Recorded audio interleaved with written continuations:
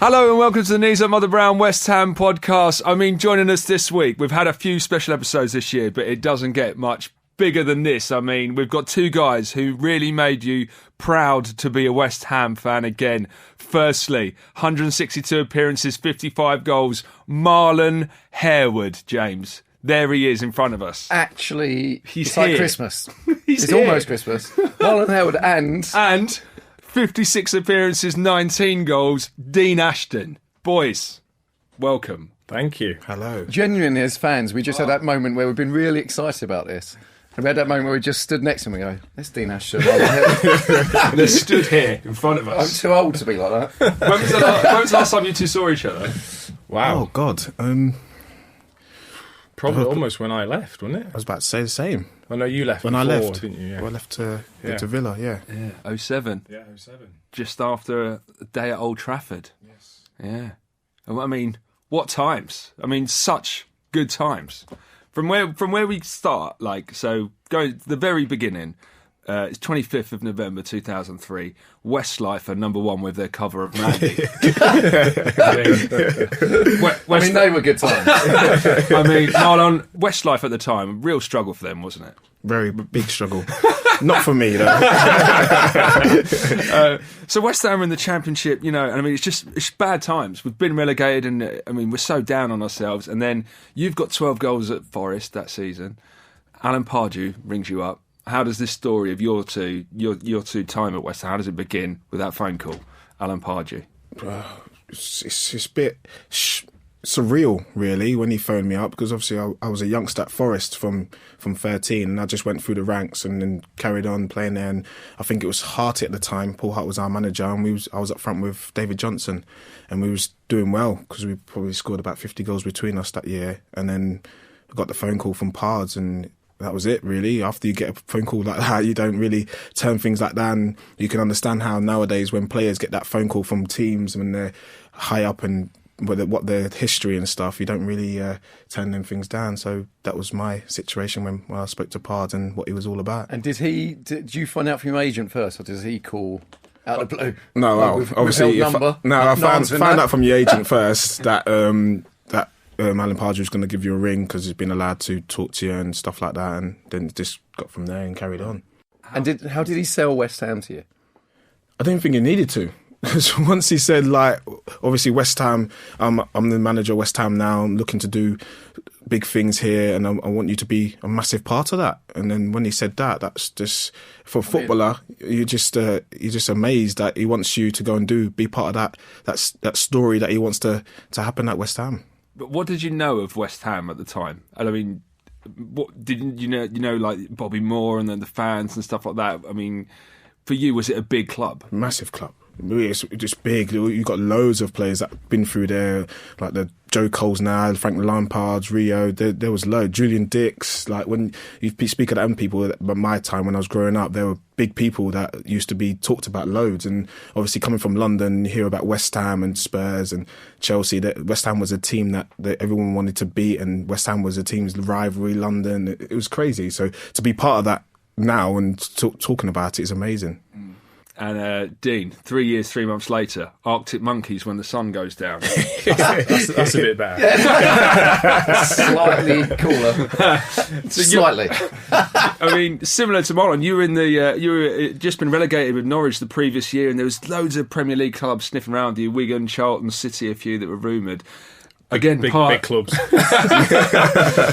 Pards had to do a selling job on you this time, but a bit easier, right? We're in the Premier League at this point. Yeah, I mean, being at Norwich, I loved it at Norwich, and they gave me my chance in the Premier League. But having that taste of the Premier League just made me think, I cannot be in this Championship again, playing Saturday, Tuesday. Not only will my body not cope, I wanted to play at the top level, and I went to see Pards, and he said, "Come and meet us in a hotel." And I met him at the Hilton, just at Dartford Crossing, and I went in and he'd put on like a PowerPoint presentation for me and sort of shown how I was going to fit into the team, how me and Marlon were going to play, how other players were going to fit around, how I was going to get service from Matty Etherington, Yossi Benayoun was going to link up, all this sort of stuff, and how him as a manager was going up to the next level and that sort of thing. So I came out of there thinking, I'm about to play for Bill Shankly. When I come out of there, I was thinking, brilliant, West Ham desperately want me. The manager's shown how much he wants me.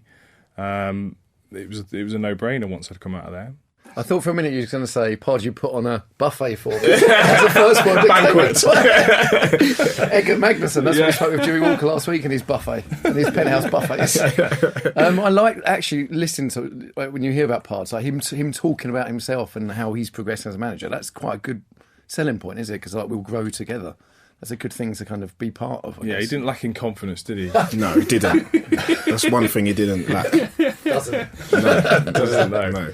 Marlon, you a bit jealous that you didn't get a presentation on PowerPoint? Or did you get a presentation on PowerPoint? Was No, it I not didn't. even printouts? I didn't get to that stage, really. The phone call did me. I wasn't as privileged as Dino to get that. That's where he probably moved on in his progression as a I know, manager. PowerPoint, what he does now. He used to do phone calls. Now, obviously, he's worked out PowerPoint. He's getting better. Now he periscopes. So debut seasons, Marlon. Obviously, we get to the playoffs, and we go through Ipswich on a night at Upton Park that many regard as one of the greatest nights in down Upton Park. It was amazing. Just the sound, really, alone walking out that tunnel. It's indescribable. You have to obviously be part of it to understand really what it did really feel like. It was amazing. I mean, we had a kind of difficult season. We've been playing well, and then not really, but then got into the playoffs, and then, like you said, smashed Ipswich on the night. And Matt Efferson scored an amazing goal, and Christian Daly controls it with his knob and scores. I mean, where does that rank in your West Ham memories that night? I would say it's up there. It's up there because it was a good moment. Obviously, that the playoffs, any playoffs you're in, is a very good moment, and to have it at West Ham that night, and everyone sort of made it happen for us because obviously second leg was at Upton Park, and that made it extra special because we knew we're at home, we're going to have to win this one here. So that night was really special. And we spoke to Steve Lomas a while ago, and he said, obviously, we go on to lose the final to Palace, but he said that Steve Lomas felt that we kind of peaked that night and that the performance against Palace suffered a bit. What do you think went wrong when we got to the playoff final when obviously Neil Shipley breaks all our hearts? Yeah, well, it's hard to describe, really. It was one of the things, it's a long season, and then it's like a final push, really, and sometimes luck comes involved with that as well. That game it's a bit unreal, really, because we was expecting to win against Palace, and I think when you're going into games like that, because we was on form after winning the playoffs, we was expecting to win. Sometimes that doesn't go for you, and then obviously on the day ships pulled up, and then that was it, really. Yeah, I mean, pretty heartbreaking time after that. And the following season, we get into the playoffs again, but this time there was, completely different, right? Starting with that the home leg against Ipswich, 2-2. I think we were 2-0 up, and then obviously they come back to 2-2. But then we go to Ipswich, Portman Road, and you and Bobby Zamora destroy Ipswich and break their hearts, and it was lovely. Now now the tables were reversed, is the word, because we played away, so it's on them. So we went there and we got nothing to lose here, and then that was it, really. Everyone was on fire that time, and obviously Bobby, he was on a different level. He loves playoffs. So it was special for us that he's a match winner on big occasions. And there's a name. So Bobby Zamora, the pair of you played with him, and what was he like? It was amazing to play with. Yeah, it's just link-up play. It's just new, because there was four of us, really. There was me, Dino, Bobby and Teddy, and just the dressing room feeling, we just had that. Every time we were out on the field, whoever played had that communication with each other playing up front. It was a bit awkward because I nicked his place. So, but the thing with Bobby is that he was actually probably one of the biggest characters in the dressing room. He was one of the funniest, and at no point did he make me feel like I'm an arsehole because I'm taking his place. He actually, if anything, he made me feel welcome in the squad, which I think shows the measure of the bloke and what he's like. And then, like Marlon said, there was four of us, fighting for places, which is actually what you want. That gets the best out of you as a striker, and I think he got the best out of me and Marlon, that we had them two breathing down our necks. If you're on Facebook, be sure to join the KUMB group for all the latest news and gossip. There's also the KUMB forum for all kinds of chatter. Simply go to kumb.com and click Forum. Come on, you irons.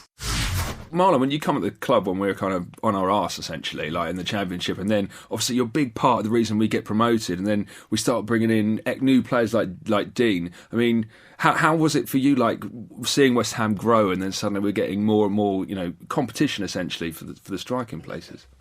I think it's a good thing and a bad thing at the same time, because obviously the players are coming in and you don't know, loads of things going through your mind thinking, am I not good enough now? Yeah. And obviously they're getting players into because they want to go the next step level. But at the time, Pard said to me, like, I want you, you're a massive part of this team. Whatever players I get in or not players, don't think about that. Just be you. And I took that and literally I just took hold of that and just carried on, really. And then we formed a relationship. The dressing room was awesome. So it took care of itself, really. And it helped everyone in the dressing room. It's funny that, because that's why we're overly excited about you both in it, because that period of time had players we really cared for, as fans. And you don't always get that. You go through periods where you're like, I don't really like any of these guys. And it seemed to be a really, there's some seasons there with a really good group of lads, and it seemed like you really fought together. Yeah. And that's really good to see from a fan's point of view. And I feel like, at the minute, to be fair, I feel like it's quite a good team. You all get on with each other. Yeah. And that's quite nice to see, because you don't, as I say, seasons go past where that chemistry isn't there between players. No, but I think that helps in a team when they're going out, really, the chemistry in the dressing room, what we've got, because you can tell the teams that are doing well now in the Premier League and the teams that are not doing so well.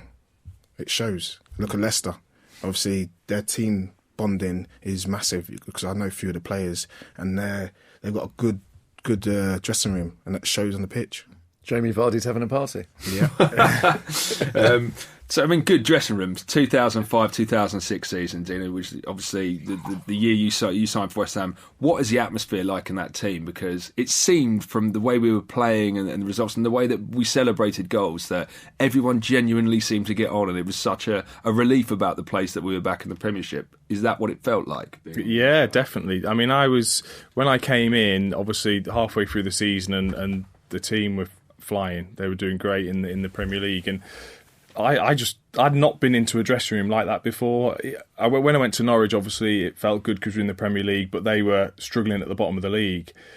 But to go into the West Ham squad, I think probably it helped there being quite a British nucleus, and so many of the players got on really well. And I went in there, and it was just such a great atmosphere to be part of, that you'd have struggled to have played poorly in that team, I think, because the feel-good factor was just there.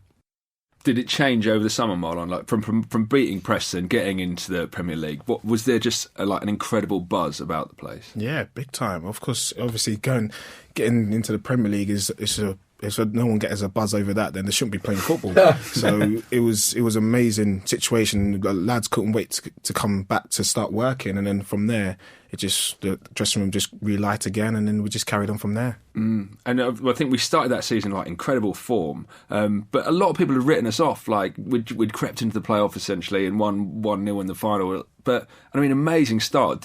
Were you worried about making the step up to the Premier League, or were you confident that? No, I was confident because of the dressing room. It was obviously having Teddy in there as well. He's been there and done that, and any advice from him would have been massive for our dressing room. And he was just saying, go and enjoy yourself. It's going to be hard, but as long as you're enjoying yourself, you'll come through it. And that's what happened, really. All the lads just enjoyed playing against the top players and top teams, and they were scared to play us. So it was good for us at that time when we get that atmosphere. And obviously the dressing room, keep saying it, but the dressing room brought us through it, because we had such a bond with each other, helping each other out. When someone's in trouble or not having the really best of games, we will do something to get him out of that and make him bring that confidence back. That's what we had. So, Dean, your debut for West Ham. Arsenal 2, West Ham 3, coming on for Bobby Zamora in the 73rd minute. The last team to beat Arsenal at Highbury, you two. How does that feel? You'll have that forever. That must be amazing.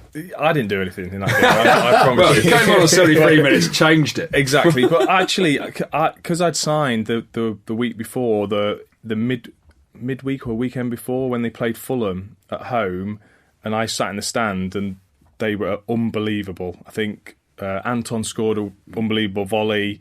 Benayoun scored a chip. It was Repka's last game, and I was thinking, what?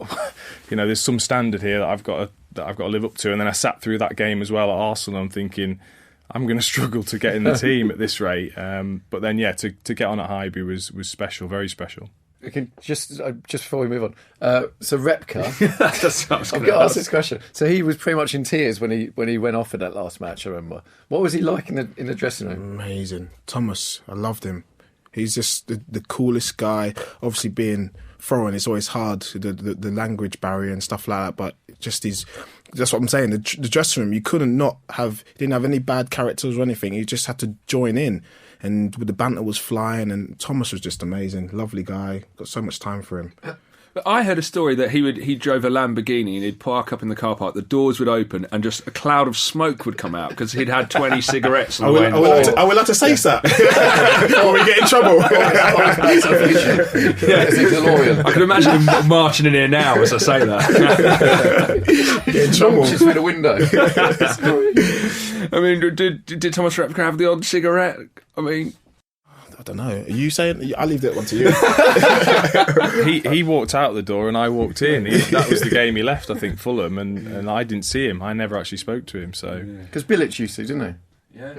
We'll leave that one to you. You can, okay, you can imagine. We're standing on the fence. Rightly so.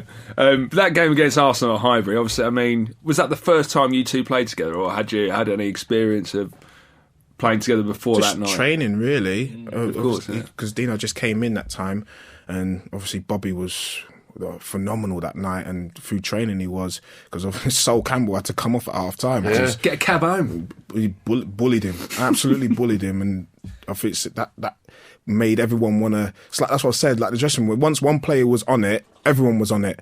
And then obviously playing Arsenal at Highbury, we can't get any better than that. And then that game, Bobby helped us through it, and then after that it was quite easy. Because then Nigel scored as well, I remember. Yeah. He bullied Sol Campbell off the ball, didn't he, a few times that game, and having a breakdown because you're having to... England's #1 defender, and Bobby just ripped him to shreds. Sorry, Sol. I mean, Arsenal legends, Thierry Henry plays that night. Dean, you were with him yesterday, I understand. Did you mention it? I mean, you should, right? I didn't mention it, actually. I should have. Yeah, I should have done. But no, I didn't. And that's the thing. That it's not just any ordinary Arsenal team. That was a proper team that we beat, and beat convincingly as well. And I think that game probably showed what quality there was in the squad and the players that they had at that time. And like I said, for me to join that, I just thought this is going to be brilliant, even though I've got to take someone's place. Bobby being that player. Yeah. I looked at a match report for that game, and this is what Arsene Wenger had to say afterwards. We lost, and it's difficult to understand how we lost because their keeper was very busy and our keeper was not very busy.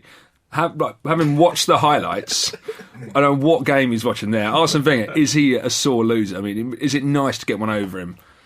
Yes and no, because I like him. So it's hard to say now. But as a player, I was obviously happy that we won and we done one over Arsenal. But he's defending his team, isn't he? So he's going to say that because I can't remember them having a shot that many times because we just bullied them off the pitch. Because you were there for another of my favourite Wenger moments, with the shove with Pardew. When him and Pardew had in a way, you caused it by scoring the last win. That was funny. It was funny. Did you know about it straight away, or did you hear about it much after? I only saw it on like when I go home and you watch the videos and stuff. That's the only time I saw it. I didn't even know about it until after.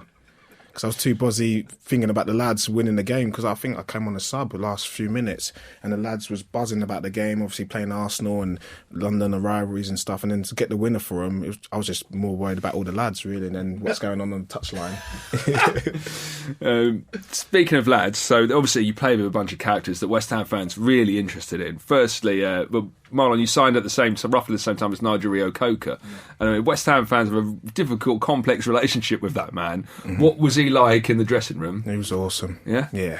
I loved him. I got not a bad word to say about Nigel. True leader, First game he come on, organising straight away, a young person, because when Wimbledon, was it? Wimbledon. Yeah, he was a captain there, and he at such a young age and came into the dressing room, and then he just took it on him and said, look, I'm here to stay and I want to prove something. And the first game he was organising, and then since that day he was skip. He was amazing. So yeah, he's good, great character, great personality. He used to get ripped all the time, but he took it, and that was the dressing room. Dean, did you ever see him smile? Of course I did.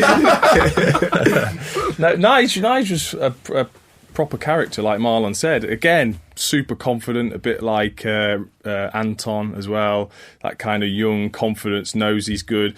I know he gets a lot of stick off the fans that perhaps didn't think he was a top player, but he was. He was a very, very good player. Great leader, someone who you want on your team, that type of player that's going to organise. I mean, the fitness of the bloke was incredible. All right, he might not have, dazzled like I'm sure the fans wanted them to see, but in terms of you wanting a teammate in your side, he was actually a lot better than people give him credit for.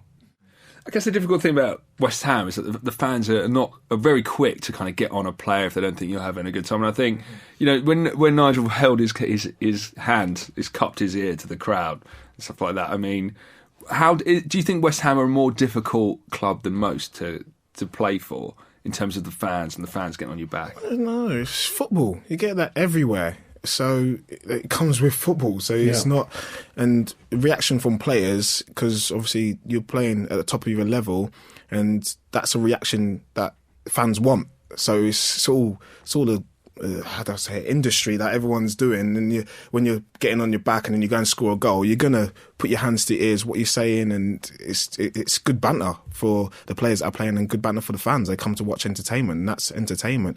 But Nigel was one of them that he's confident, and when he scores, he's gonna do that. So I love Nigel. He's just he'll help anybody, do anything for anyone, and that's who he was. Yeah, it felt at the time, as a fan, it felt an unnecessary gesture. It never goes on cupping your ear to your own fans, because Big Sam did it, didn't he? He never had an easy relationship. He did it when we beat Hull at home, and he did that, and then that was kind of the beginning of the end for him, I think, in many ways. Although beginning of the end was probably him joining. In some fans' eyes, we supported him. Yeah. In terms of amazing performances, I mean, you both had a few. Marlon, where does the hat-trick against Aston Villa at the start of the 05-06 season, where does that kind of figure in? That was your best, really? Yeah, number one, because I was going through a rough time getting a goal in the Premier League, and I spoke to Teddy a couple of weeks before then, and he was just saying, Marlon, you're playing really well, just keep going. Time to worry. It's when you're not getting the chances or not getting in the areas, you're getting chances, you're getting in the areas, it will come. And then when time comes, you'll know, and that composure in front of goal. And that's what happened, really. I went through and I just took my time and slotted it in, and then it just carried on from there. I mean, Dean, playing with Teddy Sheringham, what did it change you as a striker? Yeah, it was massive. It was massive for me, because he was someone that I'd watched videos on, coming through the ranks at Crewe. I'd watched videos on Teddy and Shearer, and other players, and to then go and be in the same team as him, to pick his brain, which I did do, and just watch him in training as well was important, because he couldn't run. He was the slowest, but probably one of the slowest players I've ever played with, obviously being a lot older as well, but he didn't need to. He just knew how to get into space. He was so clever. And then his finishing was razor sharp, and he used to come in every single day and do 100 press-ups and 100 sit-ups. And that was it. Ripped. Absolutely ripped. That was it. That's a top tip. Is that how you do it? I can't remember the numbers, but he'd go into the gym, wouldn't he, and he'd do the same, press-ups, sit-ups. That's it. And that was him. Just ripped. Especially for his age as well, because he was playing 38, was it? Yeah. 38. Yeah. Still carried on playing. There you go. It was amazing. In terms of off the pitch, I mean, you must have took your faces a couple of times. To be fair, he didn't take us. We took him, because we had such a team bonding. We all went out together, went for dinners, and when we went out together, all of us went out. So he was there. Who was social secretary? Who sorted it all out? Mainly Anton. That's surprising. Yeah. There's a few of us. They're all together. Anton, Teddy, Matty, they're all... Big crew then, We're wasn't all together. All of us, like, we're going out tonight, having a few drinks with the lads. We was all together. Wherever we went, we was just together. One man who hasn't come up so far, but it's a man we've been trying to hunt down for 3 years, Christian Daly. Yeah. So, I mean... Was he elusive back then as he is now? What do you mean elusive? Well, we Interesting. can't. Well, We've sorry, got got his number. He won't pick up. It's one of him, Jeremy Kyle, are like a couple of people we're really struggling to get on it. Yeah. Jeremy Kyle we can forget about, but Christian Daly, I mean, what was he like? Apparently he's a hard trainer, right? He's got the best song about him. You know the Christian Daly song, don't you? Sort of. Christian Daly. You're the love of my life for Christian Daly, won't you? Yeah. Shake my wife. Yeah. Did you ever sing it to him? No. Just in case he takes you up. We had Ludo McCloskey on the phone a couple of years back, and we tried to get him to sing the Ludo song. He wasn't having it. Yeah. Really tried. You sure, Ludo? No. He went, no. That sounds like Ludo. Of course, because he was goalie coach for a while, right? I mean, what was he like? Ludo was cool. Obviously, between the lads, there's banter as well, because he had the characters Jimmy Walker looking after him. Who was on last week? Jimmy Walker on last week. Yeah, so they all Roy Carroll had a bit of banter between them. So I think Ludo needed it with Roy Carroll anyway as well to get him going. Was he a bit hard work? I wouldn't say hard work, but he's got his own character. Well, what I mean, goalkeepers, do you let them kind of get on with it in training? Are they like a different breed to you guys? Because Jimmy Walker alluded we had him on last week, and he was like outfield players and goalkeepers are chalk and cheese. Yeah, separate. Yeah, it's like us and them. Yeah. Always with the shooting, because we did shooting almost nearly every day after training, and they used to get battered all the time. And we have banter because if we missed, then there will be a banter against us. So we had a bit of strikers and keepers. Had a bit what's annoying? The keepers do this all the time in training. Is that they won't try. You know, if they're getting loads of shots really close to them and we're firing them in, they just don't try. It's so annoying. And they're just like, well, what are we doing in here? You're just whacking it past us from 5 yards. Jimmy Walker alluded to he saved his best training stuff for Tevez. Essentially reckons he always saved from Tevez. That's what he said. No. He's just trying to make a story up. He also said that Tevez was having a really hard time. Obviously, he didn't score to begin with, and then Jimmy Walker decided he was going to give him an easy run in training, let him in, and to get his confidence up. After which Tevez went on a great run. So, I mean, is there any truth to that? Can you rule that out? No, there's no truth to it. Well, I like it though. We have Jimmy Walker to thank for everything. The News of Mother Brown West Ham podcast is brought to you by 888sport.com, and they're doing an offer this season whereby you get triple your odds on your first bet, and all you need to do to get that is go 888sport.com/West Ham and have an opinion about how the score will finish, who will get the most throw-ins. You'll have to have a look at all the different options on there, but whatever odds you can imagine, they're tripled on your first one. So that's 888sport.com/West Ham. That 05-06 season, one of the big incidents, apart from the cup run, which we'll talk about in a second, Lasagna Gate. Spurs at home last game. They've got a win to finish fourth. You're getting ready for the game. You hear they've all got the shits. So talk me through how that. I don't remember that actually. Now you say that, I remember vaguely what happened. Did we play that game, or we played it? But I was injured. You were a risk for the FA Cup final. Exactly, yeah. Carl Fletcher scored, didn't he? Played. Long range. We did play him, didn't we? Yeah. But it was like all food poisoning. Yeah, that's right. Who scored? Carl Fletcher and Benayoun, no? Sounds about right, yeah. We 2-1. stopped them from getting into Champions League. Yeah. And there was when we had little to food play. Poisoning. Yeah. They thought it was we had poisoned them. They thought West Ham had poisoned them. Playing against Spurs, and we get especially to the line of the fourth, and especially when they've all got the shits. I mean, how was that? How closely do you want to mark them? Not close at all. No, I remember because I remember after the game, like they were all upset and fuming because obviously it was a massive game for them to get into the Champions League. Was Harry? I think he might have been. Yeah. think it might have been. Yeah. But I mean, London derbies, especially Spurs, is there an extra bit of spice in there playing those games? No, I thought Chelsea was The big one. Yeah, the bigger one than Spurs. I don't think Spurs was that big. Really, obviously it's a big game, but not as big as when they played Chelsea. Fans seem to go crazy when it's Chelsea. Yeah. The feeling I got anyway. Yeah, I reserve more anger for Chelsea. Whoever Tony Pulis is manager. I know when Dean got it, I was moaning about Pulis. That's my opener. Dina, who did you most like playing against? Like Lukaku, for instance, there must be a team you scored against. So Lukaku scores all the time against us. And he's only 22. Middlesbrough, I tended to get a few goals. I think for Crewe, Norwich and West Ham I scored against Middlesbrough. So they were probably the team just off the top of my head that I enjoyed playing against. And Man U, actually. I think probably because a lot of my family were Man U fans and I'd grown up, not supporting Man U, but them being my favourite team. I think I probably subconsciously upped my game, maybe that 1% against Man U, desperate to get goals against them. That's probably what I think. And of course, one of the most famous goals she scored, that overhead kick when we were getting absolutely smashed, was really annoying. I mean, what a goal! Where does that sit in your all the great goals you scored? Oh, it is my favourite. It is. I mean, to score an overhead kick at Old Trafford is what I dreamt of as a young lad. Obviously, watching them play with Cantona and Giggs and all of them.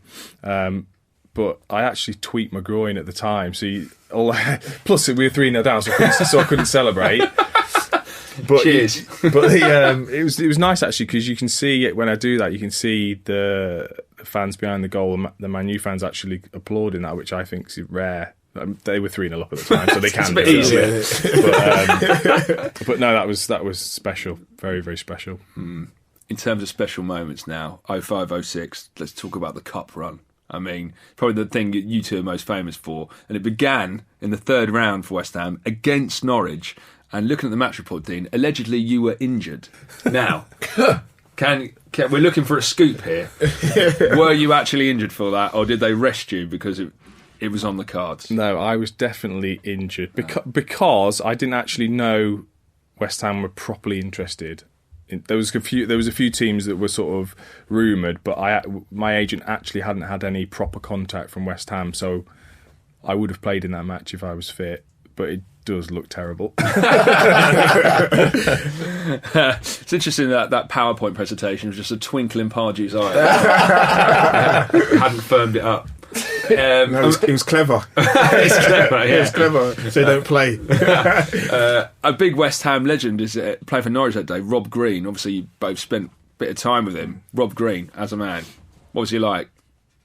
Get on with him. He's a bit odd, isn't he? Yeah. He's a bit odd. It's strange. He's goalie, though, isn't he? That first. Well, the thing about Green, because I've spent time at Norwich and West Ham, and I get on well with Greeny, but he is an oddball. He is, honestly. He doesn't like football, does he? He's so clever as well. Very clever man. Way too clever for a lot of us. Just I think that's stuff he used to that's say why, just used to go straight over our heads. Dressing room was so stupid. It was, yeah. Not stupid in mental, was, yeah. but just like the banter and what the lads was all about, and doing stuff, ripping things up and hiding things. I don't think he was like that, because I think he was a bit too more well-to-do, like sort of character. Mature.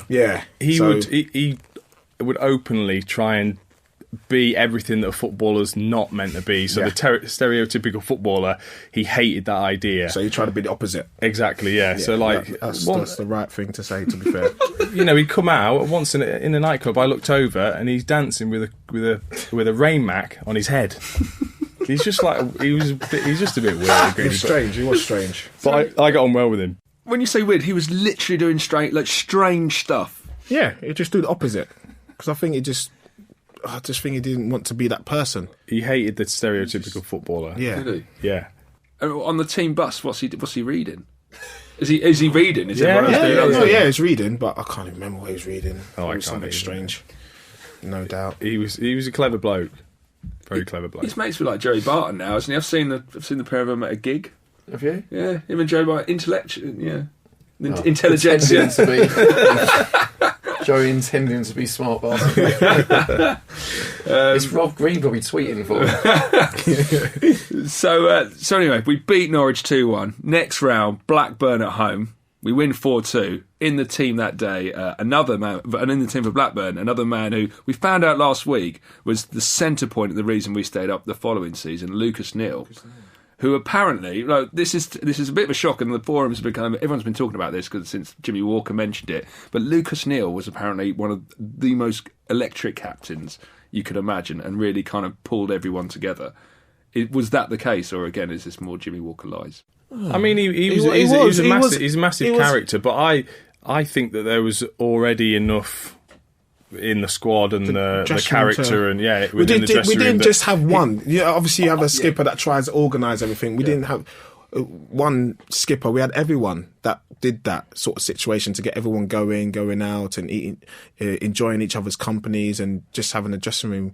So it was hard to think because Nigel was such a strong character as a skipper when Lucas came in and tried to. Because was it Curbs? Was it Curbs? It was the following season, yeah. It was 06. I think it was January 07 that Lucas Neal came in when we were Spot of Bother. Yeah, it was Curbs the manager? Yeah, so it was sort of things started changing then. Yeah, obviously as time went on.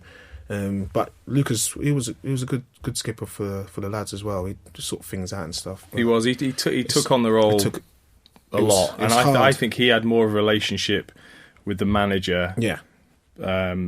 Than probably a lot of the players did. He was close to the manager and relaying what the manager wanted and that side of it. But I wouldn't say I suddenly thought, wow, Lucas Neal's grabbed everyone and it's totally different. I didn't feel that sense, but he's a massive character though. I mean, we'll probably get onto Curbs in a bit, but I can't wait. and his banter. We hear he's going to play banter. Save the gold. Save the gold. Save the gold. So, who was the best captain you both played under when you was at West Ham? Nigel, me. Yeah, by far. Yeah, I'd say Nigel as well because I played with the England youth as well with him and just got on really well with him. It was straight from that and then led into West Ham and he was a massive character, Nigel, because he could do the serious side, but then he could be a Wally as well. I remember when a little bit of trouble. When Curbs had taken over, I think, or around that time, and he was getting interviewed on Sky Sports News, having his hair cut in a barber's. Yeah. And it was quite a serious conversation because West Ham weren't doing very well. We're like in the relegation zone. He's getting a line put into his hair. This is inappropriate. It's interesting you say that because from a fan's point of view, I thought Nigel was a good captain actually, but I didn't think he was as good as someone like Lucas Neal from outsider's point of view. But then I guess when you're on the pitch, you see that probably more from Lucas. He's a bit more shouty, I guess, a bit geeing up a bit more. I'd say Lucas Neal's what you would call as like your stereotypical captain. Yeah, definitely. Serious with the captaincy, really takes everything serious with the captaincy, organises everything. Whereas Nigel was a bit more, I'd say, more about the players, say, rather than the management and coaching staff. And was, like I said, was a bit less serious with it, but at the same time led by example. That's interesting. Yeah. 5th round of the Cup now. Bolton. We draw 0-0 away. We go back to Upton Park. It's 1-1. We go into extra time. Marlon, 96 minutes. You score. Mm-hmm. I mean, what a night. It was a relief, to be fair, because we went to extra time, didn't we? And the lads were knackered.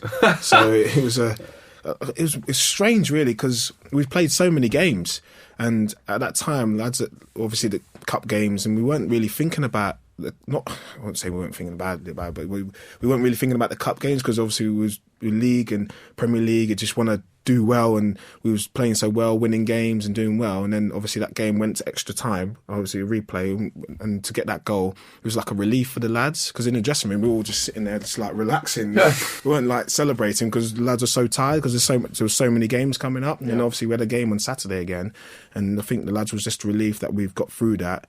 And then after that, we sat down, come back to training, and we start reflecting. We think, we can go on here and do some good stuff. Dean, did you think after we beat Bolton and going through to the quarters, you think, oh my God, we could actually Well, this is all new to me. I've not heard. I honestly didn't know what had happened before I got there.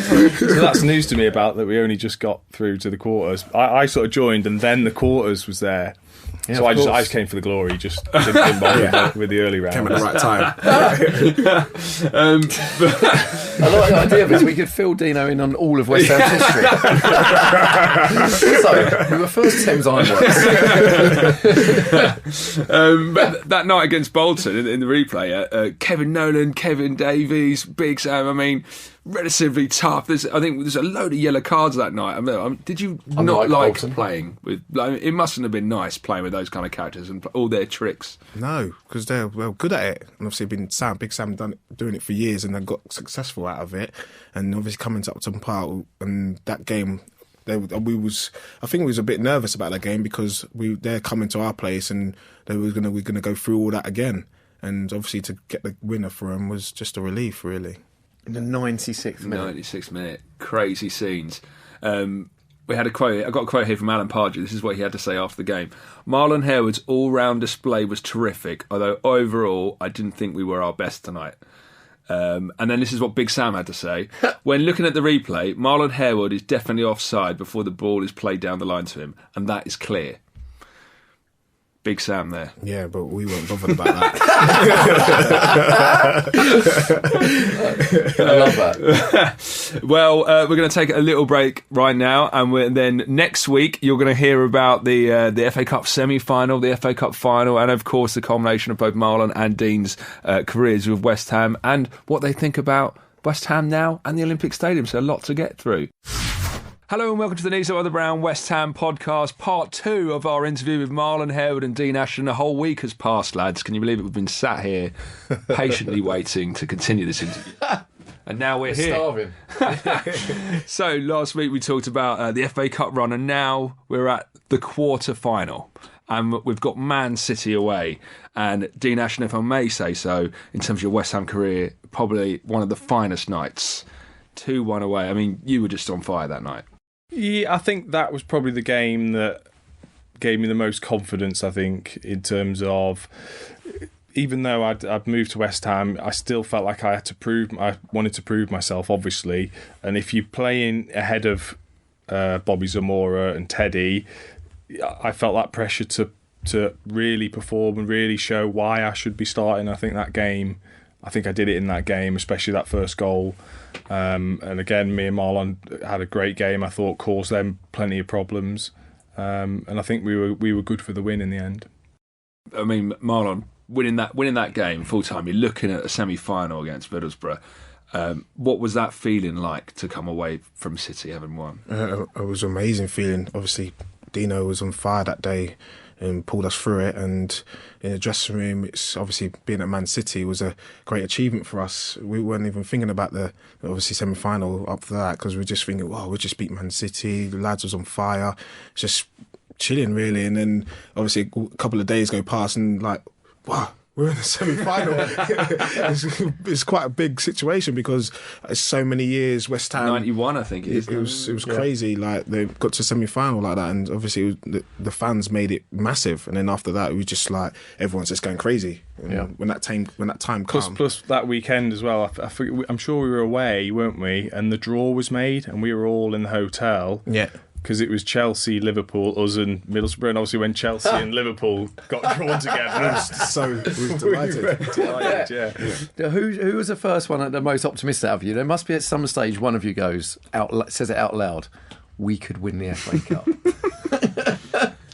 Yeah, well, because when Chelsea and Liverpool was in the thing, we was obviously waiting for that to come out. We do not want them to, obviously, in the semi-final, because everyone would want Middlesbrough at the time, obviously. And then when that came out, we was like, wow, it's going to be very interesting, because Middlesbrough was in Europe, weren't they? Semi-final or quarter-finals, and they was doing really well. And I think they, near to the game, they was arguing because we had to play them on a Thursday. And I think they just finished a Sunday or something, flying back from wherever they had their semi-final, and they lost. So, and then we played them, and it was a probably a good time to play him at that time. Marlon, I refuse to believe your reaction to the draw in Middlesbrough was, this could be interesting. I bet you all went, yes, come on! I we all sat there. Only Rob Green was going, well, this could be interesting. Stroking his chin with a rainmaker in his head. With a monocle. With a monocle. Dressed as a penguin. So Villa Park, FA Cup semi-final, I say Middlesbrough. Alan Pardew's got a bit of history here. I mean, he scored, I think, was it for Palace in an FA Cup semi-final against Liverpool. Did he mention that? Did he make a PowerPoint about it? Can you remember in the dressing room or before that? No, I don't. Like when he's talking, like, because he says quite a few things. Then I can't remember if he said, like, I was here. I don't remember him saying that. Actually, no, I don't. I don't remember seeing the video anyway of him doing that. No. Which is unlike him. You think because he would have put it up. Yeah, he had a few practical jokes where things will come up. Yeah. But no. That's shocking. I can't believe he didn't make the most of that opportunity. But yeah, 23rd of April 2006, Villa Park, Middlesbrough. Just beforehand, John Lyles, an old West Ham manager, had passed away, and there was due to be a minute's silence before the game. So I don't know if you remember when you line up, the referee blows his whistle for a minute's silence, and then West Ham fans start chanting his name and clapping. Do you remember being on the pitch and that happening? Mm-hmm. What was your thoughts? What did you think was going on? I think it was a good thing, to be fair. Not obviously the minute's silence, but it was a good thing to take that minute to just think and calm yourself. And obviously this is going to be off in a bit, so it was a nice thing to take. Well, for me anyway, it was nice to take that minute and just to relax and take a breather. Yeah, you're so focused anyway. Yes, obviously you want to pay your respects, but you are so focused. It's an FA Cup semi-final, so it is the most important game of your career. So, in terms of focus, it was all about the game and how we were going to beat them. And how fired up were you when you were walking out on that pitch at Villa Park? I mean, is it just electric? Was it at that time the most electric moment of your career? Without a shadow of a doubt. And I think obviously that's where West Ham fans do come into their own. The noise on that far side as you come out was unbelievable. And obviously growing up, Villa Park synonymous with FA Cup semi-finals. That it felt as you wanted it to feel. It was so special, but wouldn't have been if we'd have lost. So.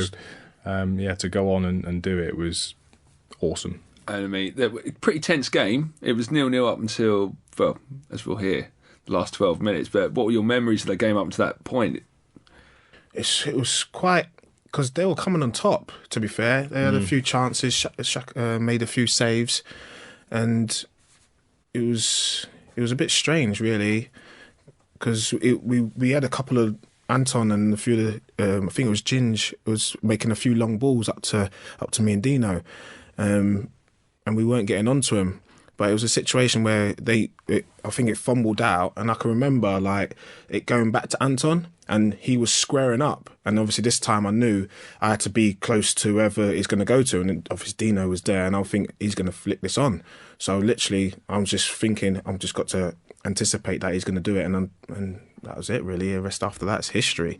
I just took it on, and I was trying to hold off Southgate as well, which I love to say.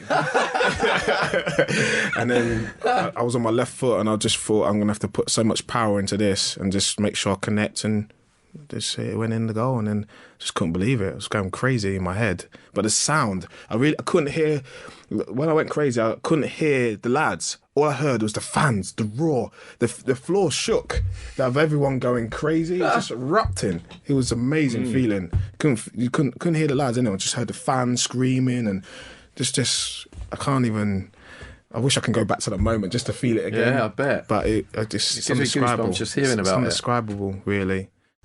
It was that, in terms of your career, was that one of the finest moment? Yeah, definitely. The fans made it extra, more than the finest moment, because just how they reacted and how they was to that situation and how passionate they are made the situation work better than anything you can imagine, really, because it was just unreal.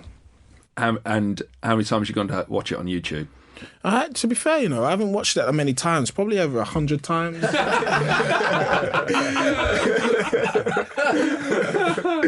But yeah, no, it's a good moment. Good moment for me. Yeah, very good moment. Great moment for us. Yeah, great moment for West Ham in generally. So the last 12 minutes, do you remember anything of it? Or are you just thinking, oh my God, we might actually get to the final here? No, see, I'm getting hot now just thinking. I couldn't remember the previous 78 minutes, let alone the last 12. No. Honestly, from that game, all I can remember is flicking it on and breaking Schwartz's cheekbone. That's all I can remember from the game. He broke his cheekbone. Yeah, that's the only two things I can remember. I couldn't tell you anything else about the game. I didn't have a chance. It was such a poor game. But it doesn't matter. That's the game where it just doesn't matter. You whatever it takes to get the win. And then the scenes after are great. Where you can get stuff from the fans, the scarves. I remember Gabs having the big blue woolly, Lads, just stuff like that. It's only little things like that you remember. Full time. I mean, what do you do? Were you just like, oh, Marlon sits down and goes, well, this is interesting. I did. I fell to the floor. I was like sitting on the floor. I was like, oh my God. And then Anton came over, and then once they came over, I was just going crazy, just screaming. It's just amazing feeling, really. Like Dino's, I'm trying to remember it, but you can't really remember the situation when it happened. But I just remember grabbing Anton, grabbing Bobby, just celebrating, really, because it was the PFA do. And me and Anton we got invited to be on the table at the PFA do at the Grosvenor Hotel. So we was getting ready to go down there, really. And then the buses, the atmosphere, people bibbing and shouting and screaming. It was amazing. It was amazing. and then of course the draw. So we get Liverpool in the final. The weeks building up to that, I mean, must have been amazing. Big time. To be fair, at that stage, I thought we're going to win this. Really? That's the feeling I got. Yeah, because after that game and the lads buzzing, because Bazin going back, and then the Wheats coming on to draw into the final. Everyone's thinking that we're going to do it, going to do them over. And it's just the lads were buzzing. In the games after that, Premier League games, we was flying, beating teams. It was an amazing feeling. But I think that game, I thought we was going to win. We spoke to Matty Everton a few weeks ago, and he said that there was 2 injury doubts in the final, yourself and Matty Everton. He said that Christian Daly took him out in a training game. Couldn't believe his luck. But how did yourself, like, with the injury, how close were you to missing it?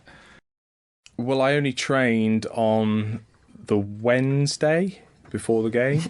So that was as close as it got, really. And because obviously once I'd done my hamstring at West Brom, it was then all about the scan, and luckily the scan only was like a grade 1, so it was, I think it was 2.5 weeks or 3 weeks. It was just about doable. So then I was constantly in the oxygen chamber every day, trying everything to accelerate the healing, obviously, and luckily for me, just made it back to train. How close? So you had the training on the Wednesday, and did Pard say okay? Well, no. What happened? It wasn't really Pard saying okay. It was Dino saying okay. if he can feel it or not. Exactly. Yeah. But Dino gave him the heads up, and that was it, really. And he just took it from there. Because obviously Pard still had a choice, because we've got 4 strikers. Yeah. So we obviously didn't know who was playing until that Friday, because we were waiting for Dino, and then that was it. Was it Friday? Yeah, it was. Well, Friday. I don't know whether Marlon remembers, but on the Friday before the game, I think it was Friday, Pard's actually named the team except me and Bobby. He didn't actually name me and Bobby Zamora. He said that he couldn't decide because I'd been injured and Bobby had played well. Yeah. He said I need to sleep on it and let you know tomorrow. So he named all the team except me and Bobby, because he felt it was that big a decision. So I didn't actually know until about 2 hours before whether I was going to play anyway. And the day itself, you obviously get named in the team. What do you remember in the build-up to kick-off, playing in an FA Cup final? How nervous are you? It's an FA Cup final. It's every boy's dream. Yeah, bricking it, yeah, you are nervous. Butterflies, you name it, everything going in that situation. But even before, like, the stadium's empty and we're going there to see it, you're nervous, taking pictures and stuff. You're like, wow, is this for real? We're playing here later, and it's going to be really, everyone's going to be there. You can't mess up or do anything. It's just it's weird. It's really undescribable feeling, really, until you're doing it. But you obviously have to stress to everyone how emotional it is.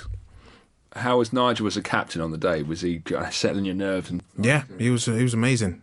He was the one person that was probably inside. He probably didn't show it, but obviously because Nigel's so straight-faced, that's what people see.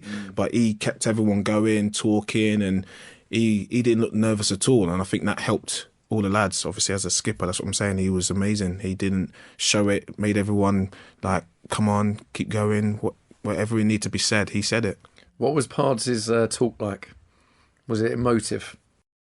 God, you're making me think now. Like, it's hard to try and remember, like, word for word.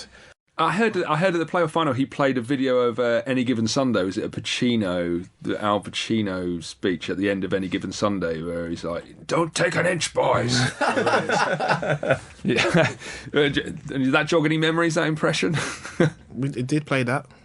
We did play that before we came out.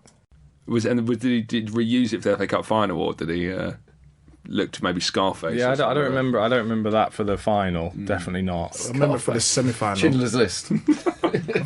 I don't think it was in the dressing rooms. I think it was in our PowerPoint meeting. We played that, I think. Yeah. If I can remember. I remember it was being played.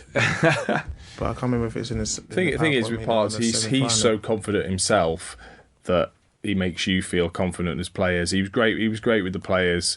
So in terms of, I mean, you didn't have to get the players up for it anyway, because it's like Marlon said, it's the biggest day of your life. It's, if you can't get up for this, what are you doing playing football in the first place? So it was more a case of, I think, making sure everyone's calm almost, and actually know what they're meant to be doing, because at the end of the day it is Liverpool, it's not, dog and duck, so we have to be right. And then the game starts, Jamie Carragher puts into his net, we go 1-0 up, and then Dean Ephraimson has a shot, bobbles out, you stick it in, you're scoring in an FA Cup final. I know, all of them years having to practice running in, following in a shot, eventually paid off, come to fruition. Scrappiest goal you'll ever score in your life.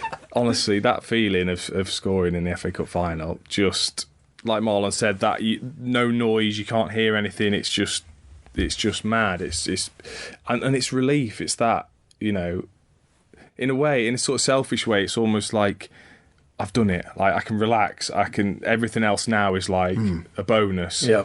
I've scored an FA Cup final. I can just relax and really go. Really go for the rest of the game. Yeah, it does feel like I felt like that, even though I didn't even score, because that's the team bonding, and obviously happy for Dino and being 2 up. That feeling was just relief. And then we, to be fair, the first half we just took Liverpool to the cleaners, and then they had to step up their gear when they were at half time. Can we just end this bit at 2-0 up? And then we won the FA Cup. What next? Love that. Did you think 2-0 up? Were you thinking we're going to do it? We're going to do it. Yeah, definitely. Yeah. Yeah, I mean, because we were on top as well. I think definitely the first half an hour, it was basically all us. I think that goal before half time, I think that hurt us a bit. Yeah. That really did, because we were so on top. I mean, I should have been closer to Gerrard, for that was my job, to be a bit deeper than Marlon and pick up the deep line midfielder, whoever that was that got on the ball. And when I watched the video back, I don't press hard enough. I know it's easy to say now, but I don't quite press hard enough. Yeah. Obviously, he looks up with time on the ball, and it's a great pass and actually a great finish. You're only saying that now because we lost. So you're critical of every situation because you're reading it back. Because if we won, you wouldn't even be thinking about that. I'm just lucky Scaloni was playing as well. Once, and that was it. Yeah. Just to see. I've not watched it back since. Have you watched it? How many times have you watched it? You watched the whole 90 minutes or just the highlights? I've never watched it back. Really? Never, even for your goal? No. I've only seen bits like on when you watch YouTube clips, it's on that. Yeah. I've never put the DVD in and watched the whole thing. Yeah, I did. It's ridiculous, really. Because obviously it's a final, so you don't really on the pitch you don't really see what you lot see, so it's hard. And then when you're watching it back, you just see other things, and you're just like, "Oh, I wish I'd done that. Wish I'd done that." Obviously, because you lost. But is it annoying that it's referred to as the Gerrard final? You had one of the world's greatest players having one of the greatest performances of his life being on the pitch with him that day. Did you think, "Oh my God, this guy's on a mission," or was it more a case of? No. To be fair, us as a team, we didn't look like at players, because if we started doing that, we wouldn't have been in the final. I guarantee you. But because we were so individual and such a good team bonding, we said, like, as players, we're better than you, because that's how the feeling we had in the dressing room. Because going into Premier League, you have to have that confidence to do that, because if you're getting turned over every week if you keep admiring the top players. So we didn't have that. So I don't think we thought about that. Obviously, going 2-0 up, that's how we thought we're going to win this. We're better than you. We didn't really think about the stars. And then, obviously, when the stars start shining, they shine. So Yeah. it's a bit... So Gerrard obviously pulls it back to 2-2. Heads don't drop. We're still playing well. Konchesky, what was he thinking there? Spoons it in. Is that a great shot, or is that a cross? Of course it's a cross, yeah. We probably I haven't watched the video, but I bet if you look at us two, we'd probably go, yeah, get in there. Look over to Conch to say, what sort of cross is that? And then it goes straight in the far corner. Again, another moment where me personally, I was thinking, it's got to be our day. If something like that happens, we've got to win this. But then, like, Scaloni, throw in, goes to give the ball back, gives it straight. Scary moments. Don't even think about it. There's a whole things, like when I'm watching the video, there's a whole things that, like, as players, we know, like, when the things like that go out, you boot the ball as far as you can and stuff like that. And it just from there, it just seemed the luck didn't go our way. I like to say it luck, because it was a situation where he could have kicked it further, and that whole situation would never happen.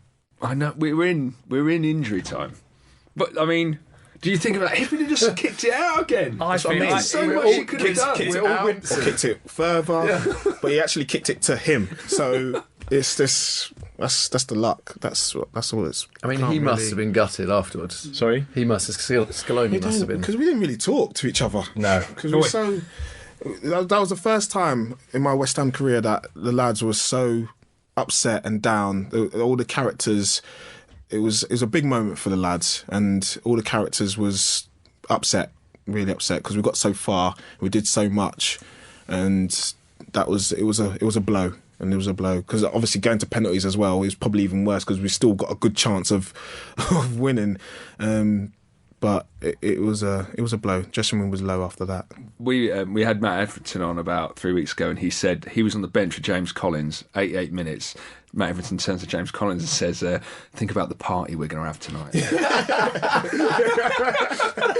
Matty. What a comment. So if we're looking to blame people here, some has to go Matt Everton's way there. Obviously, injury time, extra time, 3-3. Marlon, the chart, I mean, you're carrying, was it an ankle injury? Yeah, I did my metatarsal. And then the ball drops. The ball drops so close. On my metatarsal. There's a moment there as well, because, like, watching it back, it's coming, and I'm like, I couldn't even do anything. So I stood like at the back post, not thinking it's going to come to me. I was just like hanging at the back, and all of a sudden I'm seeing it coming. It was coming to me.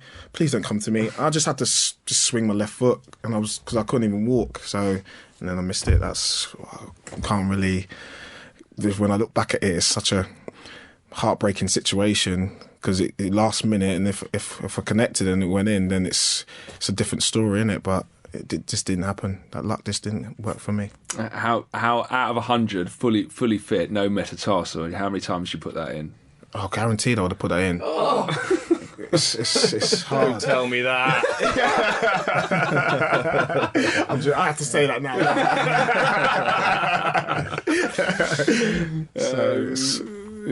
It's hard because obviously as players you always say expect the unexpected, and obviously my foot it was throbbing and killing me, and it was that moment where I was just hanging at the back and just thinking it's not gonna come to me, thinking about it, and all the lads are there, hopefully they're gonna do something, and then it came all the way over to me, and I just had to try and swing it, just swing. That was it. How did you do your metatarsal that match? Was it a challenge? Challenge. Who was it? We need Scaloni. Scaloni through the court here. So yeah. And then we go to penalties, and so we got Zamora, Sheringham, Konchesky, and so on. So, Marlon, did you obviously with the injury, you're like, no, I can't. No, because I'm penalty taker. I was first penalty taker, but I just couldn't. But the thing is, I would had to if it got to like the last thing. So, but as it was, that was the thing. Marlon was first, and I'm second. Yeah. so like, two penalty takers. Liverpool had probably their best penalty takers on the pitch. They had Harman, Alonso. Did he take one? Gerrard, Risa, probably their best penalty takers. Cisse take one? Don't they come out? Possibly. Yeah, Obviously, both me and Marlon, who would have taken one in the 5, both off. So again, I think that does play a part.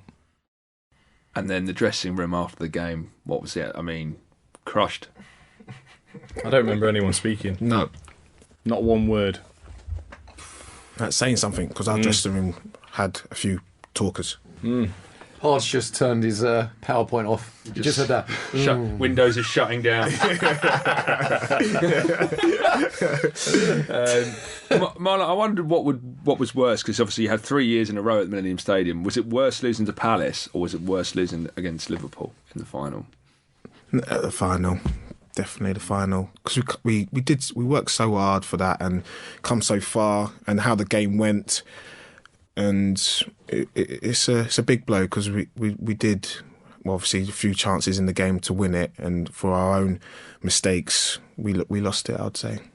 And, Well, we were super proud of you. Yeah. As fans. I mean, it must be good for West Ham fans. Must say to you, thank you so much for that. Like, even though we lost so bravely, Yeah. I mean, They're still, but they still now have hope. Like when you talk to you, because obviously the last minute, they don't think about anything else in the game. They think about my last minute, and I'm like, I don't know what to say. It's like, okay, I'm sorry. I don't. Just get an X-ray. It's hard. Yeah, God, I don't. Because that's the only moment they think about it. Oh, but Marlon, you could have won it. What happened? Like, fuck, like, God, like, oh my God. So it's weird, isn't it? But don't worry, I would have loved to. Didn't do it on purpose. I guess the difference between like Marlon's moment and yours not tracking Gerrard. No one's ever going to say to you, "Oh, when you should have tracked Gerrard back when you scored." Yeah, that's gone straight out the window. Yeah, believe me. That's the thing about it, the final. You can pick out so many little things. You know, we should have won the header that Crouch nodded down for Gerrard's. You know, Scaloni should have kicked it out. Blah blah. There's so many moments. At the end of the day, I see it as Gerrard won it for them rather than we lost it. Yeah. I don't think we lost it. I think he's done something that's just ridiculous. That goal, that last goal is just. When you watch the game back, when Gerrard scores out in the last minute, Pards throws his notebook up in the air and turns around, walks back to the dugout. It's like it's just, he kind of goes, "Wow, there's nothing. There's nothing anyone could have done about that." No, to all the people to fall to. Yeah. Normal people will get it wide, chest it, take 2 touches, get it wide, and get the cross in. Yeah. Nah.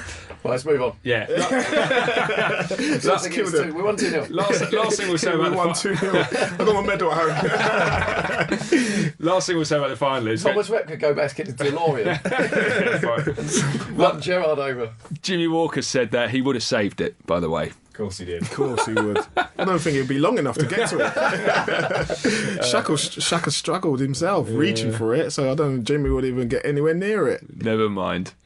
Well, the following season, 06-07, I mean, it's just a kind of traumatic time for a West Ham fan. A lot happens. We'll begin with Tevez and Mascherano turning up around the place. And did you know them? Were you familiar with who are these guys? Had you seen them before? Much of them before? I've never heard of them. No, couldn't say I heard of them. I don't think anyone did. I don't think any of the players knew who they were. But obviously it was massive in the press, and I think we all kind of went, well, obviously they must be pretty special to be getting this amount of attention. But then it wasn't until they came in that you really kind of saw Understood. what they were about. And when the first training with them, were they like, "Oh my God, these guys are a different class"? Yeah. Javier was unreal. It's one of them things in training, because we, as players, West Ham, we loved training. The lads didn't go home. It's one of them, when you're training, the coaches are telling you to come off the pitch, and when you're in that situation, you know you're at a good club and the lads love playing and doing stuff. But there was every time when we was training, I was just admiring him, because the ball stuck to him and his distribution of the ball was unreal. Because Tevez didn't really come into his own until later on in the season. Javier was just on the ball. He's just an amazing player. But obviously it's a difficult time, because straight away, Dean, you get called up for England, amazing moment, and then you sustain this injury. Yeah. I mean, it's obviously been talked about before, but I mean, to come at that time when you were just starting to fire for us, I mean, gutting. Yeah, I think it almost sounds like a cliche, but I had a brilliant pre-season. I'd done really well. I'd scored some goals. We were all playing well as a team. Fantastic. Get a call for England. Think, what a way to start your season. Then to get that injury, it's just the worst time in the world, isn't it? Before you're about to make your England debut and get another fresh. It was the first time that I was going to start a Premier League season as well, because I'd had 2 January moves. So I thought, everything was exciting about the season. So to get that was just crushing blow. But obviously at the time, I thought I was told 3-4 months. So I was thinking, well, probably around Christmas I'll be back, and at least I'll have sort of half a season. Yeah. That is what I was thinking at the time. And I know, in terms of West Ham and long-term injuries, Jack Collison did a piece in The Independent, I don't know if you read it, a couple of weeks ago, where he talked about they didn't want long-term injuries on their books, and that they kind of rushed him back. Do you think you were similar to what Jack Collison went through? No, because I couldn't have even rushed back. I never even got to the stage where I was out on the pitch, because I saw during the rehab it just wasn't going as it was meant to go. My ankle was just too stiff. It wasn't loosening up as it should have been, and it was just a problem with scar tissue within the joint and that sort of thing. So it was the second operation that really put me back. So I never actually got out on the pitch to rush back anyway. So that's why it ended up being 15 months, because I'd spent 6 months, 7 months thinking I was about to get back, and then I had to have another op. And that's what kind of ruined that. Yeah, I remember, because you was working so hard to get back in that time, and we was all gutting for you to get back as quick as you can, because the lads, obviously, when someone's missing, we know, and we keep form with everyone, and he was walking around fine and getting back fit, and then I think you had a problem, you had to go back for another scan or something. And then you knew after that. Yeah, I never trained with Tevez and Mascherano. I ain't got a clue what they're like, if I'm honest. But it's hard. You're just in the gym, in the physio room. The players obviously come in every day, see how you are, pick you up, but you can't go out there. So it's difficult, and the players have got to get on with it. They've got a game on a Saturday or a Tuesday. They can't be feeling sorry for me. They've got to get on with what's in front of them, and it's the same for the staff. If you're a player injured, you are irrelevant really, because it's about what's going on on a match day.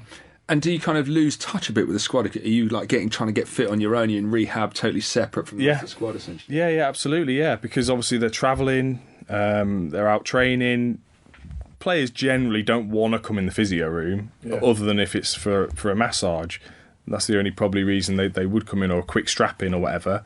The rest of the time, it's just the injured players that are in there and getting on with what you've got to do. Mundane stuff, looking out the window, crying.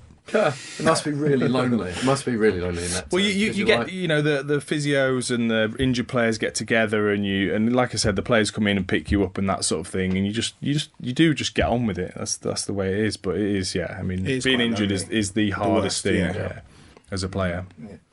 I mean, Sean Wright-Phillips as well. I mean, I get angry about it. I mean, but we don't like Sean Wright-Phillips. We definitely. He was responsible for the tackle. I mean, was it innocuous? Obviously, there's not many people who... I think it was, so many people come up to me and say, that's Sean Wright-Phillips, blah, blah, blah. And I'm just like, but so many people get injured all the time. Yeah. People break their legs, break the The way I broke it was unusual. The break itself was unusual, and therefore it was that's what was my problem. But obviously everyone wants to come up and say this, that and the other. Yeah. I don't look at it like that. I'm not bitter or angry in that sense. It was just unfortunate. It's one of those things. I'm just very, very unlucky that it was me who couldn't return to playing, whereas other players can. Okay. It's just the way it is. There's no rhyme or reason. From him to say, how are you, or wish you the best? No, I didn't. But that was just one of those things. Yeah, I'd have liked it if he'd have phoned me. Of course I would have. Yeah. I think that would have been a nice thing. But at the same time, I'm not getting sleepless nights because he didn't. Like I said, it's an unfortunate situation where, as a player, you get injured. It's somebody who has to, in these situations, it's always someone's the bad guy. But I don't look at it like that. Why would I? It's just I'm very, very unfortunate. Yeah. Is that a common kind of philosophy held amongst footballers? Like, it's a man's game and these injuries happen? Or were you always of this mindset that, hey, it happens? I mean, I suppose a lot depends. I think a lot depends on players' views individually, I think, as to what they feel. I think probably some people might feel differently, but me personally, it is part of the game, getting injured. And like I said, I've seen plenty of players do cruciates, break legs, break ankles, get back and have a full career. Yeah. So I just know I'm just very unlucky. Yeah. It's annoying, isn't it? Like Jack Wilshire's had so many and keeps coming back. I guess that's just life. So the deepest thing you've ever said. Yeah, I might put it into a PowerPoint presentation. You like that one? It's just life, man. Back on the pitch. So obviously, Pards has a terrible time, and we have a really terrible start. And in despite of you getting the late winner against Arsenal, he ends up leaving the club, getting the bullet because we've been taken over by these Icelandics. So a time of real turmoil at West Ham. New owners, new manager. Firstly, on Pards, why do you think he lost it? I don't know. It's just it's hard because it's an accumulation of things, and the first 2 seasons we had was unreal for Pards. He's done what he came to do, and to maintain that for any manager is quite hard. Obviously, you could bring in new players in to try and better yourself, and more top class players. The higher you go up, the better you go up. You're always trying to keep that level because everyone's doing it around you, and you have to keep that level. And it was probably hard for Pards to keep doing that, maintain that sort of situation. And obviously Tevez and Javier come in as well, as doesn't help, and new owners, and it's an accumulation of things that it didn't help Pards. But sometimes that's football, happens, and then you move on. So that's I think that's what happened to him. And the big question: did you go to any of Eggert Magnusson's parties in his penthouse suite in Canary Wharf? No, not me anyway. Jimmy Walker was invited. Jimmy almost lived there already, so it's probably I'm downstairs. So with Pards, there's obviously loads of rumours flying around about his the end of his spell at West Ham, about various things he was up to. Every player we've spoken to has said it was just purely football based. But were there lots of things going on behind the scenes, or was it just football based? I'm going to say football based because it's just whatever happens off the field is sort of it's personal, so it's hard to say because obviously me and Dino's been in that situation. Whatever off the field, you want to keep that private with your family life. So if anything was happening off the field, I would say and respect Pards because that's his life, and whatever is off the field, hopefully that people keep it to his family and stuff, and that's what I would want to have happen to me. But on the field in football, then people already know what happened, and they can see what the situation was all about. Could he have turned it around? Do you think if he had kept faith in him, he could have turned the season around?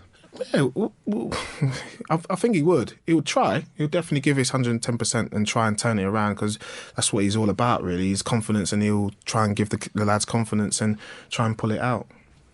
So we go from Alan Pardew, this exciting, dynamic bloke. He's got PowerPoint presentations. He's in the tabloids. He leaves. In comes Alan Kirbishley. He still sends faxes.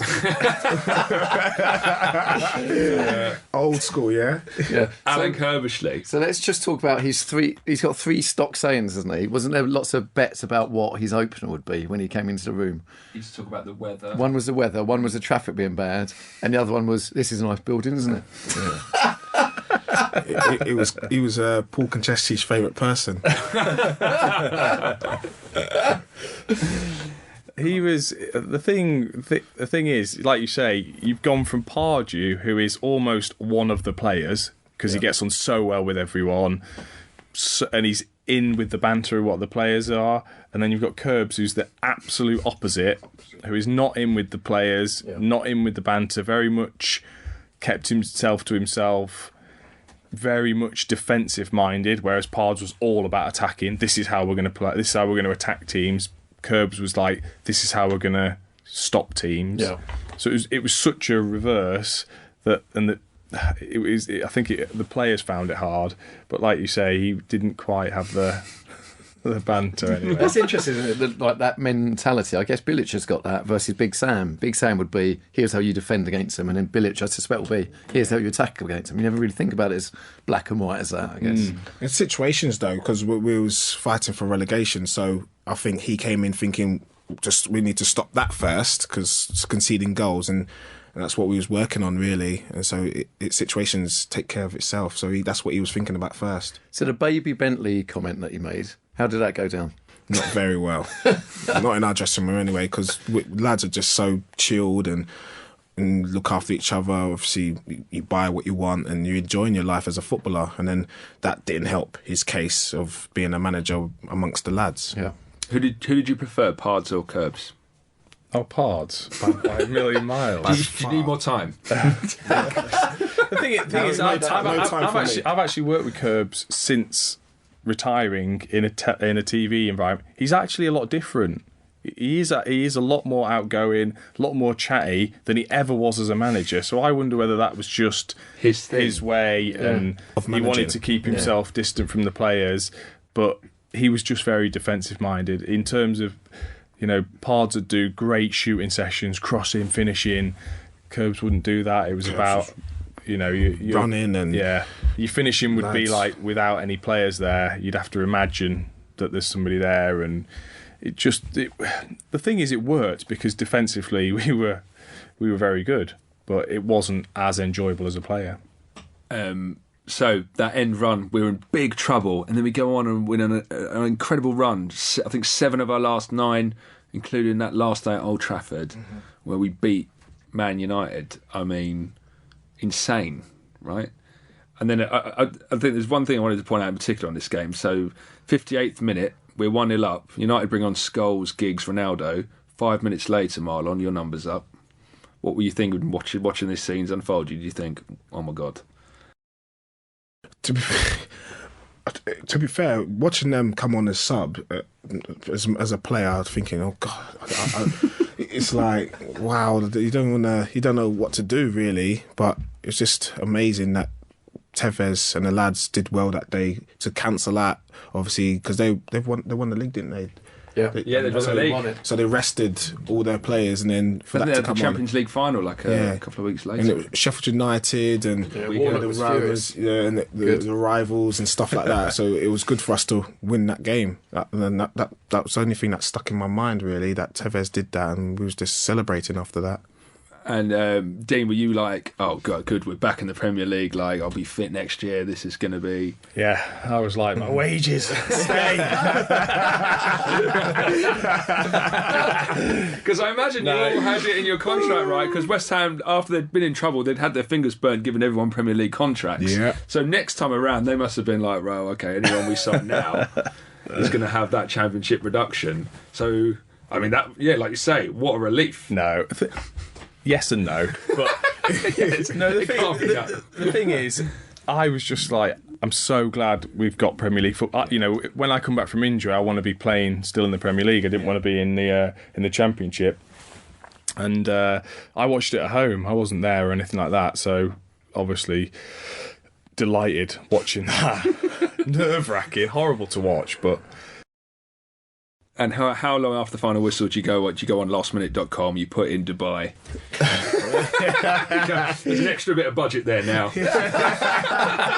Upgrades. We're going. I We're flying this I way. just typed in baby Bentley. Just on the phone to Centre Park, so cancel it. So we're not coming now. I'm trying to forget about Baby Bentley until you bring that up. Well, it's funny you mentioned Baby Bentley, Marlon. Obviously, you're Korean now. You do magnificent cars, and obviously, as a follower of your Instagram, the matte black cars. I mean, there's literally Batmobiles. Yeah, the lads love them. It's good colour. We're loving it at the moment. We're doing really well with it. My company's flying at the moment. What's the website? AC. You get a plug in here. Oh, at AC13 Premier.co.uk. And how would you feel if you got a phone call, drop a Baby Bentley off, and it's Alan Kirbishley? He's changed his mind about it. I'd have to change his mind. I've had to think about it. And then the door swings open a bit gonna look further. back. It's Anton Ferdinand in a dressing gown. It's going out for a ride. No, I'll help him out. I'm sure my guys in the unit can help him out. So obviously we stay in the Premier League. 07-08, Dean. I mean, people forget. Obviously, you get injured in 2006, but it was 2007-2008. There's probably your best season for West Ham. You made 35 appearances, top scorer for 11 goals. I mean, an amazing year actually. We had some new players come in as well. Good feeling. Yeah, absolutely. I mean, just ecstatic to be back, to be honest. You when you're injured and you come back, you appreciate every small thing. You appreciate training. You appreciate every match that you get to play in because you've been out for so long, and I think that helped. I mean, to be honest, at the start of the season I was a bit annoyed because I'd actually played well in pre-season, but then Curbs didn't start me and kept going, you don't quite look right, and I was going, I am right. So because I scored against Roma in pre-season, and thought, well, I'm going to start the first game, after that, and I didn't start many games I don't think I started that many games under Curbs, but obviously, it was a great season, and goals wise it was good, and I was only getting better as well. Like the ankle was getting better that season. But I mean, that's a strange thing, isn't it? So you came back and you were playing really well. What was it about the ankle? Was it that it felt good and it deteriorated later on? How did that work? The problem is it was so stiff, the ankle, all the time. I had to be in so early, and I'd do loads of prep, loads to get it going, so that it was at least okay to train. Then as soon as I finished, I would like anti-inflammatories, that sort of thing, because it wasn't quite right, but it was slowly getting better. But I didn't feel like it affected me in a game. Once I was loaded up with anti-inflams, I couldn't really feel it. So I felt like in games I was fine, but I wasn't the same. I couldn't strike the ball the same. I had to curl every shot. I couldn't strike it. And I jumped off my left foot, and I couldn't do that anymore. So I had to jump off my right foot. So I lost a few attributes in that sense, but still, I was proud of how I came back and had a good season. Yeah, I mean, it was a fantastic season. We finished 10th, and at the end of it, you make your England debut 2 years later than said scheduled, Trinidad and Tobago. How annoying is it that we didn't qualify for the Euros that year, thanks to Steve McLaren? Because you were in the England squad. You would have been there. I'd have had a great chance, yeah. It is annoying, of course, yeah. But again, that's just another kick straight between the legs for me. But I didn't think about that. I just thought I've got an England call up. That's all that matters. To get an England cap after thinking I might struggle to get back and get that England cap was very, very special. And then the following season, you had a good start against Wigan, but then this is when the injury kind of comes back again. What was the moment that it kind of was there a moment where it felt wasn't right? Or again, it's so annoying because I started pre-season great, first game of the season, 2 goals, brilliant, thinking everything's going great. My ankle was feeling better, but then in the third game, I can't remember who it was against. And when I used to come back for a corner, then I'd like do a stride back up into my position. It wasn't feeling right in that. For that stride, everything else felt okay, but it was this like long stride that it was feeling a bit funny. So the next 3 or 4 games, it slowly got a little bit worse. And then Zola's first training session, what it was I had a bit of bone floating in my ankle, and that's what I was feeling. And then it got locked in that session, and then that was effectively the end, because once you get bone chipping off, you can't really repair that. So then I had an operation, got back, bit of bone chipped off, another operation, get back, another bit of bone chipped off, another operation, and then obviously eventually you jacket him. Yeah. Well, both West Ham careers, amazing times as we've talked about already. And I mean, as West Ham fans, we can only thank you for all the amazing memories you've given us. And we can only wish that Lionel Scaloni had done something different. May 2006. Let's hunt Scaloni down. But we should bring up today and get your thoughts on West Ham at the moment, because obviously we've just got rid of Big Sam, and the West Ham fans were really on him at the time. Do you think they were right to be on him? He didn't seem to be playing the same kind of ethos that Pardew had, for example. Yeah. They got every manager's different, and that's what he brought to the table. But they were successful in what they did, and obviously West Ham fans they expect a lot, and it's right so, because obviously the players that come through those doors, they expect for performances and to be right up there. But it's hard for managers when you're playing such a way, and you've got to maintain that way with teams that are coming in to play football and stuff. So it was hard for Sam, but I liked him, and I thought he did really well when he was there. And Dean Slaven Bilic, now he's come in. Now he seems to be the toast of the Premiership. He's doing fairly well. Yeah, winning away at Arsenal, Liverpool, and Man City will do that for a manager. But I think, like Marlon said, every manager's different. I think Sam definitely was a this is how we stop teams, and Bilic is a this is how we attack teams. And I think we've seen a little bit of that, but points wise, it's actually not very different. In fact, it was probably a little bit better last year under Sam. I feel a bit for Sam, as Richard Keys pointed out. Yeah, I feel a bit for Sam, just because he had a lot of injuries to key players, which does make a difference. And we'll see with Slaven whether that makes a difference this year as well. But at the same time, it was crap to watch. It was. Watching the games was crap because it wasn't really exciting. Not many games were exciting anyway. And eventually that's got to change, hasn't it? Yeah. Interestingly, we had 2 less points this time last year, but we hadn't played most of the top teams. So that's the difference. We're picking up points against the top teams, so who knows? I mean, that is a difference. And also, Big Sam never quite connected with the fans in the way someone like Bilic does, which I think was a big failing from the start. But we supported him, didn't we? We're on side. He used to be a player, though, so he understands what the West Ham fans are all about. So that's why he's sort of better connecting than Sam. I can't remember what I was going to say. I was going to ask, so last year, we've not even a year left at Upton Park, probably 7 months, is it? Or 6 months? 6 months. Playing at Upton Park for you guys, I mean, in terms of favourite memories, what comes to mind? I've got a couple, to be fair. I don't know why. It's Man United at home. The first few minutes were starting off after like 56 seconds. Yeah, and the place erupted. It just erupted because the whole bottom end was Man United fans, and I think it was a Tuesday night game. I think it was, or Wednesday, Tuesday night, because it was obviously dark. And I just remembered, like, we was going through, and Matty just crossed it, and I scored. Went near post, and everyone just went mad after that. That's one of them. That's one of the things that stuck in my head. And obviously, my hat trick at Upton Park. Hopefully, it stays there. The last person to score a hat trick at that place. Is that at the moment? Is that a record? Wow! So you've got quite a few records. Like in the team to win at Highbury, last West Ham team to win. Well, last team. So I'm hoping no one does it. Well, a bit of both, really. If someone does it, obviously they're winning a game. There should be if someone scored 3 goals, and then so I'm hoping no one does it. Dean, what sticks out for you is Bubbles.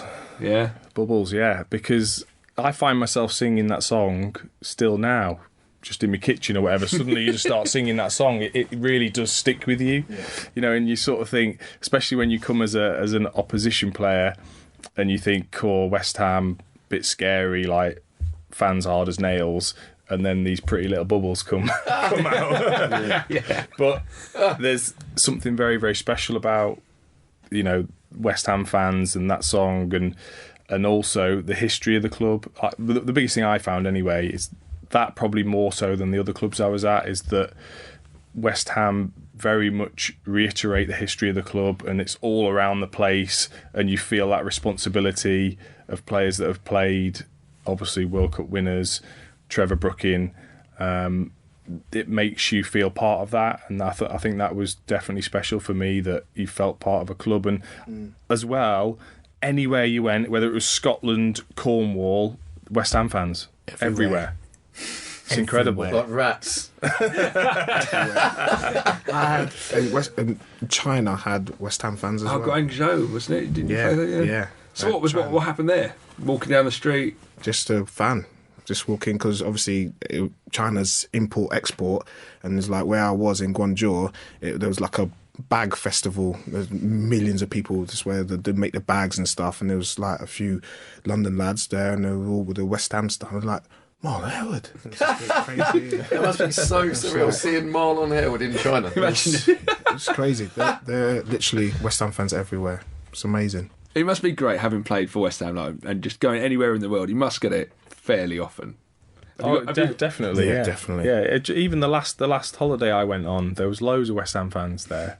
Loads of them come up to you and talk to you, and make you feel good, because they're proud of their club and passionate, and they especially that I think they definitely take to strikers. I think West Ham fans.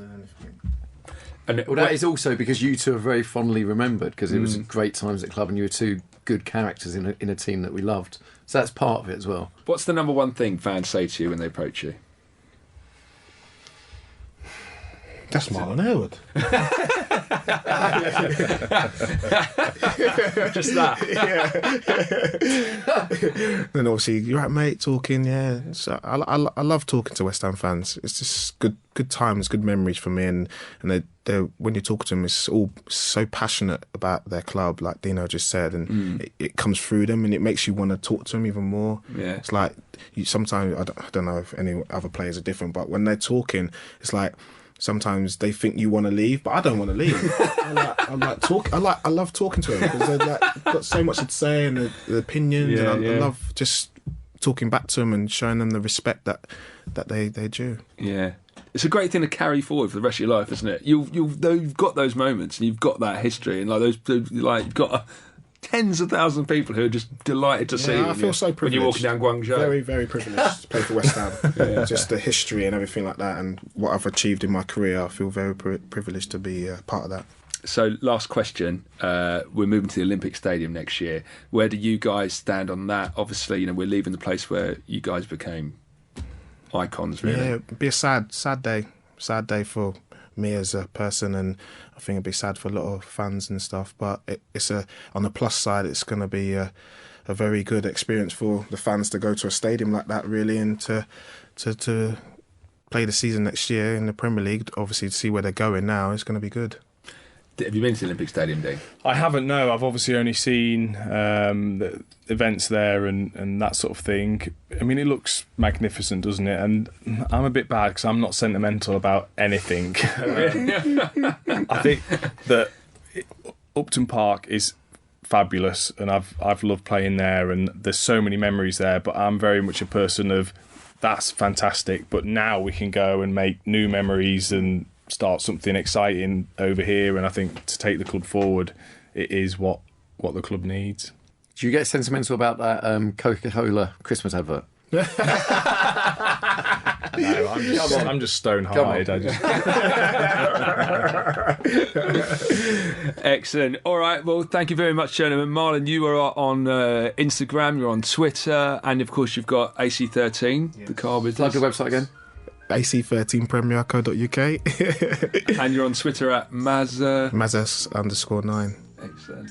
And Dean, you're obviously on Twitter too, and of course your media career, strength to strength. Yeah, as much as I can get, definitely. Yeah, my Twitter, I think it took me about 100 goes to actually get one. I think mine's Dean 36 Ashton 10. I eventually got. But I also got a golf company as well that I'll say about, which is www.mygolfid.co.uk.